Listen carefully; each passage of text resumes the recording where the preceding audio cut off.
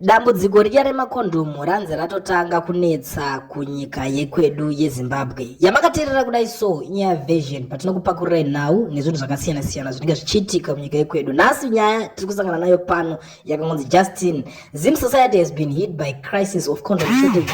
This comes merely 1 month after US President Donald Trump announced that his government is now pulling out from the World Health Organization. COSVA is still to find out if crisis has also affected the ARV pills as well. Asi chatakanyasonzwa muri yeZimbabwe panyaya iyi ndechekuti kumwe kwacho kwakange kwakutomirwa mutsetse kwakanga kune zvekare manesi USAID aishanda achibatsira muzvipatara imomo vakabva vanhu vaitestwa zvirwere zvakasiyana siyana pachena mahara. Unotestwa sick, uyati kuteste AIDS, uyati kuteste zvakasiyana siyana mahara. Iko zvinezvo vanhu vese ivavo havachawanike panzvimbo. Vamwe vaitofamba kungava kudonhedzera vana kuita zvakasiyana siyana but vakamiswa futi mabasa vanhu vese ivavo. Zvinoreva kuti zvoni yatopressure kuhurumende. Ipapo ndo patakazotanga kuonawo mamwe maministers vakusanganisa nyaya nezvinhu zvisingabude zvisingaite.